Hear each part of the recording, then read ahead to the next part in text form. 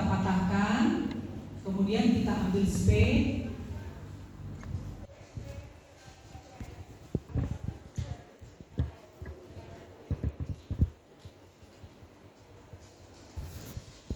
Nah, tengok cara dokter Ivon ya. Jadi kita hanya mematahkan, letakkan aja dulu ya. Oke. Kenakan baju ini kita sampai berlangkah ketiga. Kenakan baju penutup celana plastik yang bersih, sepatu tertutup, kedap air, tutup kepala, masker dan kacamata. Ya. Gak boleh pakai perhiasan. Kalau mau lompat tuh jam tangan tak boleh dipakai. Ya. Jangan lupa cuci tangan. Kita langkah keempat ini ya. Baru pakai sarung tangan.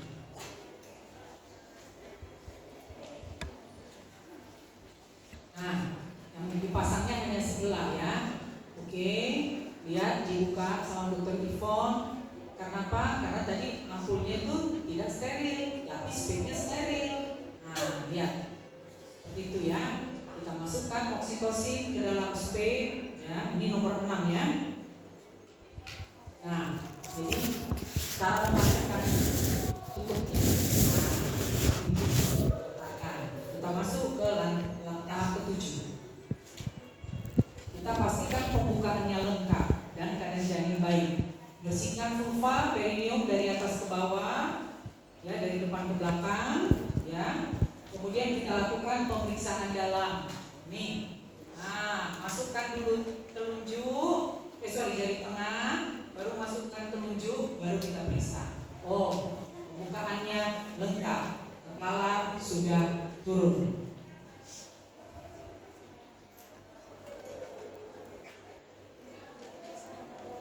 Ganti sarung tangannya, ya.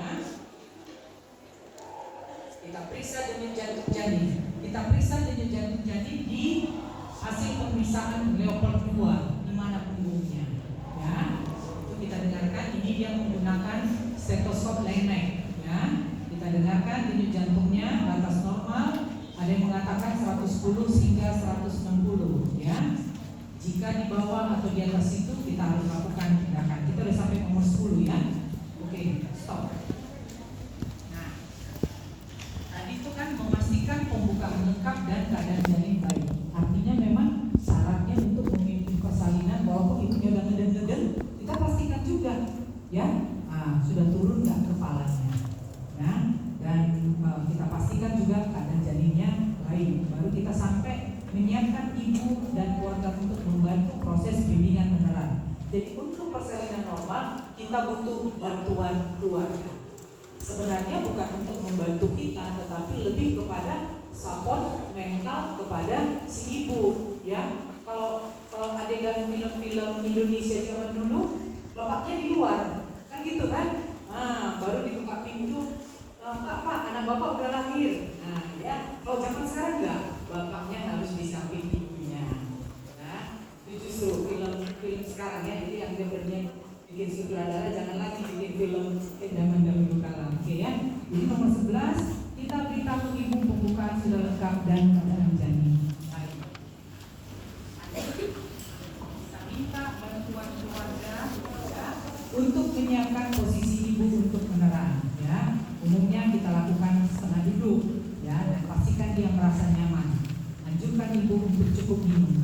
Jadi ini kita sekarang suruh bapaknya, kadang dia bisa posisi setengah duduk di bapaknya di belakang.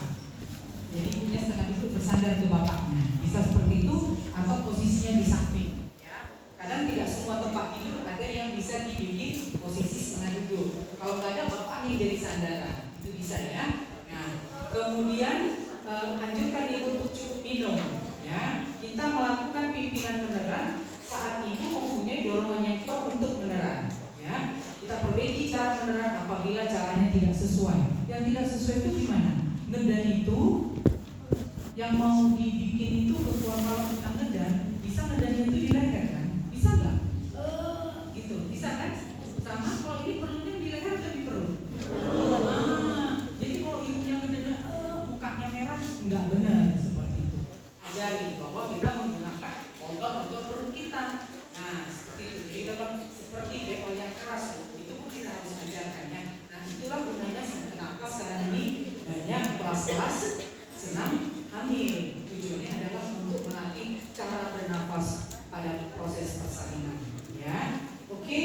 Anjurkan ibu untuk berjalan berjongkok atau mengambil posisi yang nyaman jika belum ada merasa ada dorongan untuk berada dalam 60 menit. Yuk, lanjut. Kita sampai ke mempersiapkan pertolongan kelahiran bayi. Jika kepala bayi telah membuka vulva diameter 5-6 cm, ya, letakkan handuk bersih di atas perut ibu untuk memberikan bayi. Stop dulu deh. Artinya 5-6 cm itu di vulva gimana? Ini vulva, kan gitu ya, bentuknya seperti ini. Jadi kalau masih tertutup, nggak ada gunanya kalian kasihkan tadi si handuk tadi, karena berarti belum. Tetapi kalau kepala tadi berapa senti? 5-6 cm dia udah kelihatan tuh kepalanya. Baru kalian siapkan kain dan segala macam. Oke, itu arti tulisan ini ya. Ya, jika kepala bayi telah membuka vulva dengan diameter 5-6 cm, baru letakkan handuk bersih di atas perut ibu untuk mengeringkan bayi. Lanjut. Kemudian nih, lihat ya, Dokter Ivon. Letakkan kain bersih yang dilipat sepertiga bagian di bawah bokong ibu. Buka tutup waktu set. Dan perhatikan kembali kelengkapan alat dan bahan. Baru kita pakai sarung tangan. Nah, ini Dokter Ivon udah pakai sarung tangan. Nah, sudah tampak kepala bayi 5-6 cm di perineum.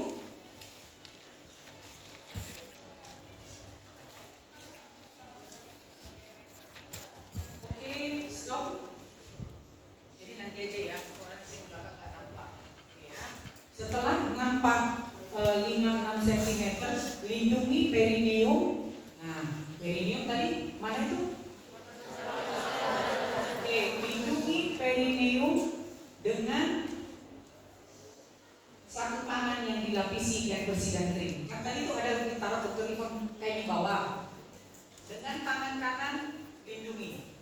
Nah, perineumnya kita tahan. Perineumnya kita tahan seperti ini. Baru satu tangan di mana?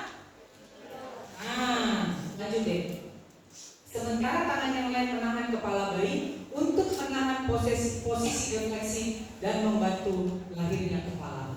Lihat itu ya, ditahan supaya kepalanya tidak defleksi. Stop. Karena apa? Kalau kepala bayinya ditahan harus defleksi, jangan tiba-tiba seperti itu. Bisa robek ke sebelah atas, ke daerah kandung kemih ya. Jadi kita harus paham. Karena bayi lahir dengan ubun-ubun kecil. Nah, ya dengan kalau kalian bayangkan dia posisi bayi itu kuncup, ini yang keluar. Jadi ini yang kita tahan supaya dia tidak defleksi.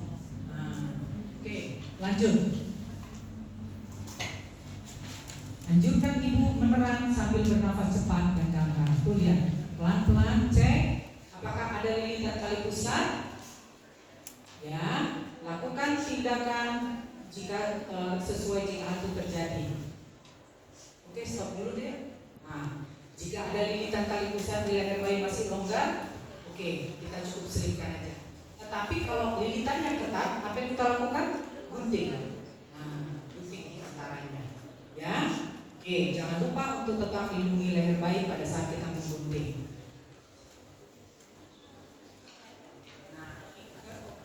Oke, stop. Ya, jadi tadi yang lahir duluan namanya kepala, bagian apa? Kecil. Jadi kepalanya keluar seperti ini, baru setelah sampai dia di luar, ya kepala bayi itu akan meninggal. Apa namanya ini nomor 21? Tunggu hingga kepala bayi melakukan putar paksi luar secara spontan. Gila dia. Nah, seperti itu dia. Kenapa dia harus mutar? Untuk melahirkan baru. Nah, itu biasanya. Jadi kalau kita ini kan tadi hanya muat kepala kan 10 cm kan? Oke. Kalau kita lurus begini, kamu lewat nggak? Lewat. Jadi dia putar sendiri, baru kita lahirkan baru. Yuk.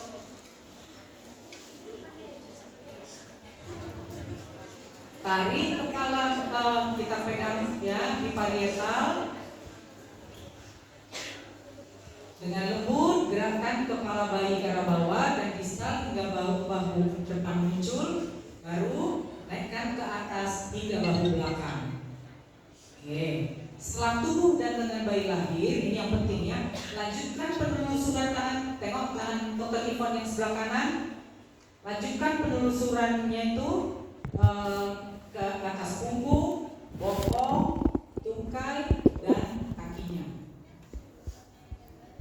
Nah, ya seperti itu. Telusuri tangan kirinya itu peran, baru kita pegang kakinya. Nah, seperti itu ya. Pegang mata kakinya ya. Mata kakinya kita pegang. Nah, ibu jari dan jari-jari lainnya. Oke, stop dulu. Nah, sudah lahir, selesai kita ala 2.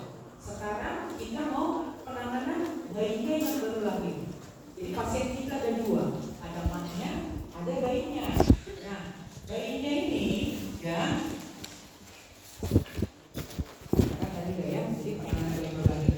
Nah, kita lihat ya, bayinya sebelumnya kita udah tahu dong cukup bulan apa enggak.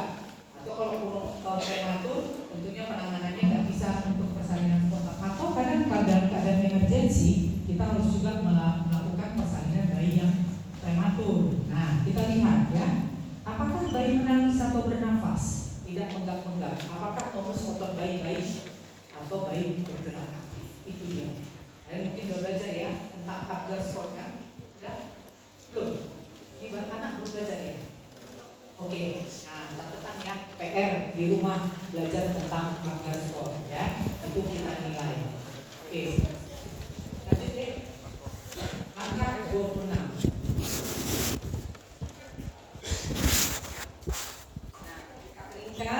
Bayi mulai dari muka, lihat ya, kepala, bagian tubuh lainnya, kecuali bagian tangan, tanpa membersihkan vernixnya. Nah, kenapa? Ini nanti kita pelajari ya. Ganti, nah ini kan handuk basah dan kering, tetap ya. Jadi bayi tetap di atas perut ibu, ya. Kemudian kita pastikan bayi dalam kondisi mantap di atas dada atau perut ibu. Kita ganti handuk basah dengan handuk kering.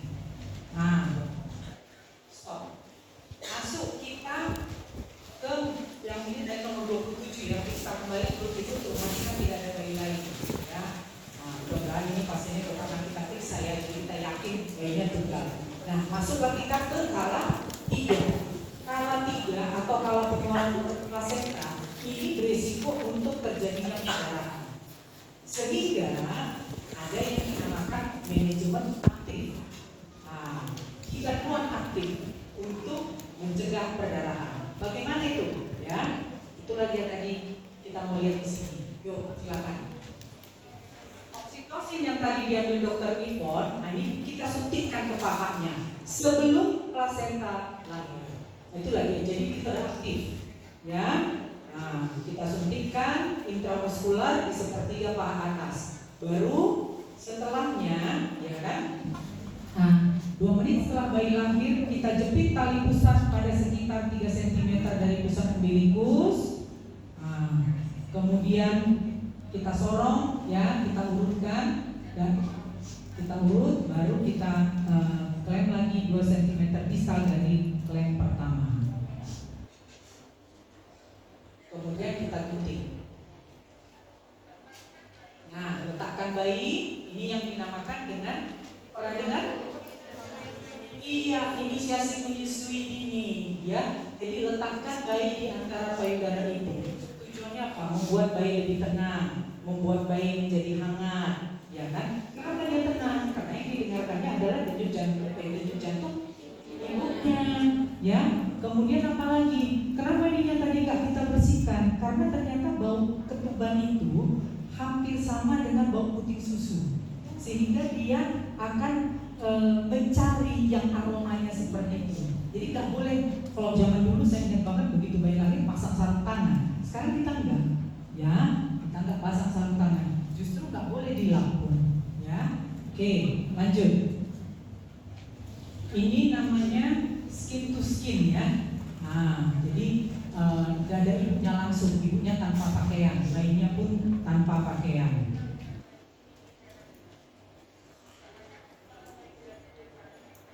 Ini kita nomor 32 ya.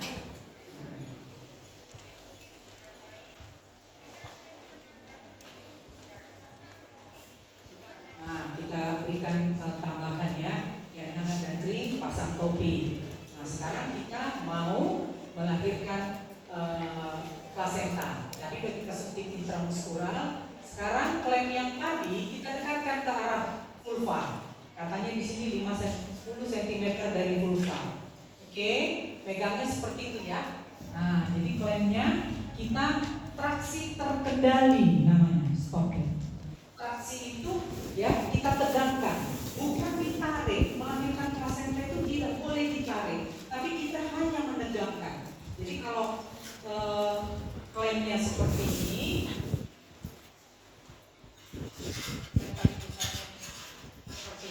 ya kan, dia berbentuk. Nah, kita cuma traksi. Nah, seperti ini pegangnya. Ya, seperti gambar yang dokter Ivon itu. Satu tangan melakukan traksi kali pusat, satu tangan di mana katanya? Di simfisis pubis, ya, di simfisis pubisnya, bukan di fundus uterinya. Ingat, ya, melahirkan plasenta tangan bukan di fundus uteri. Jadi bukan kita dorong ke bawah. Ingat aja. Karena kalau kita dorong ke bawah bisa nanti rahimnya terbalik, namanya inversio uteri. Justru rahimnya nanti yang lahir, bukan rahim dan plasenta nanti yang lahir ya. Jadi kita sudah sampai di 35. Letakkan satu tangan di atas kain yang ada di perut ibu tepat di tepi atas simfisis dan tegangkan tali pusat dan rem dengan tangan yang lain. Selain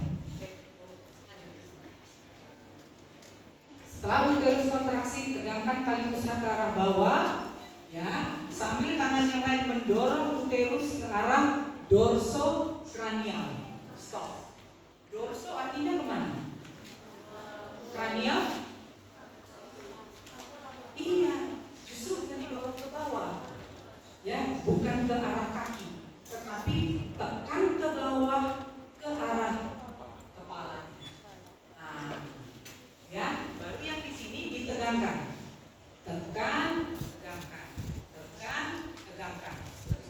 Dia akan pelan-pelan lepas.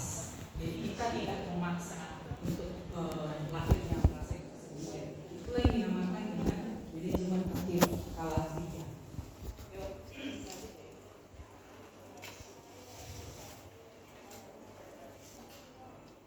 Untuk mencegah inversi uteri ya. Nah, kalau sudah panjang, udah turun sebagian, pindahkan lagi lebih dekat. Nah, demikian, satu tangan mentraksi.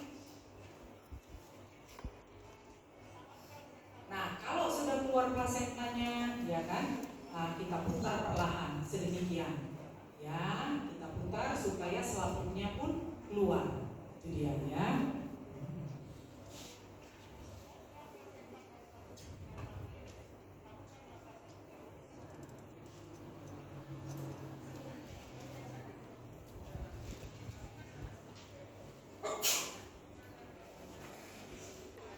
Kita cek kontraksinya. Kalau kontraksinya kurang, kita lakukan massage. Ya, kita massage. Kemudian periksa kelengkapan dari plasenta itu sendiri. Lihat kotiledonnya. Ya, kita lihat di bagian maternal, demikian juga di bagian fetal adakah yang tertinggal untuk memastikannya. Ya.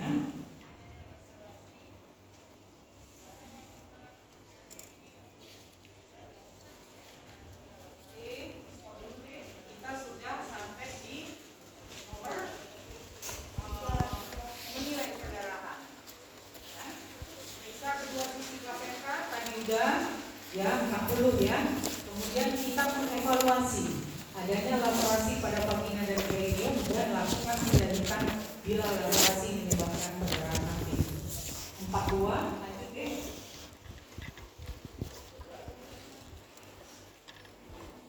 Nah, oke, ini stop ya. Ini kita nggak ada lagi videonya ya. Dan di sini pun kita tidak mengkhususkan untuk bayi ya. Jadi kalau lengkap ini nomor 42, pastikan uterus berkontraksi dengan baik dan tidak terjadi perdarahan pervagina.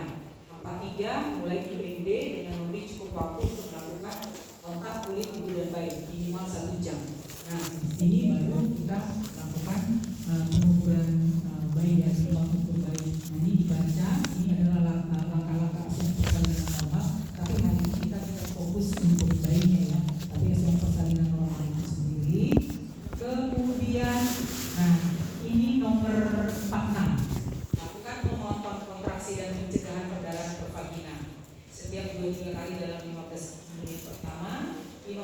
pada 1 jam pertama pasca salin dan setiap 30 menit pada jam kedua pasca salin.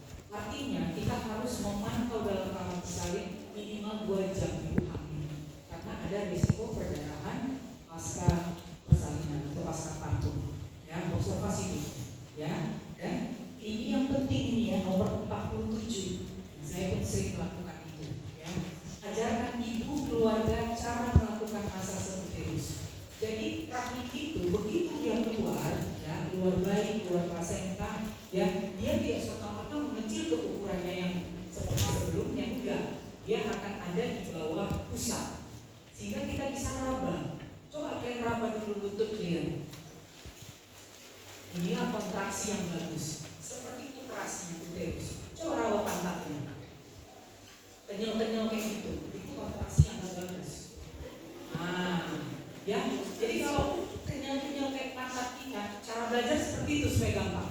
Ini nggak harus dikontraksinya, Mas, sampai keras seperti lutut tadi. Nah, dok, sekeras mana dok? Ayo pegang lutut. Nah, dok, yang namanya aturnya itu gimana? Pegang pantat, lembek-lembek. Nah, iya ya. Jadi saya suka ajarkan pasien, Bu, ibu pegang ini. Nah, ini loh Bu, yang anak ibu tadinya. Ini loh Bu, keras Bu, oh iya dok. Nah, sekali-sekali pegang ya. Kalau dia lembek, panggil suster ya. Nah, kalau dibuka seperti itu kira-kira. Ya, kadang-kadang kita melakukan pemantauan yang lain. Ya.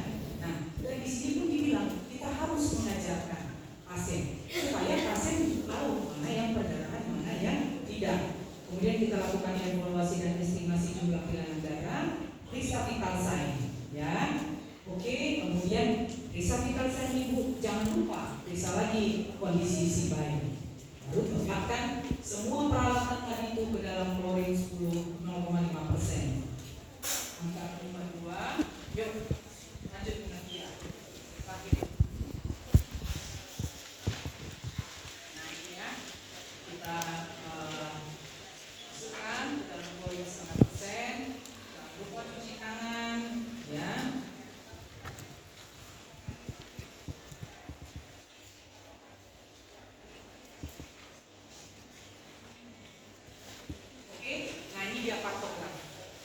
Kartograf itu adalah untuk pemantauan persalinan. Jangan lupa semuanya kita catat dalam kartograf. Ya.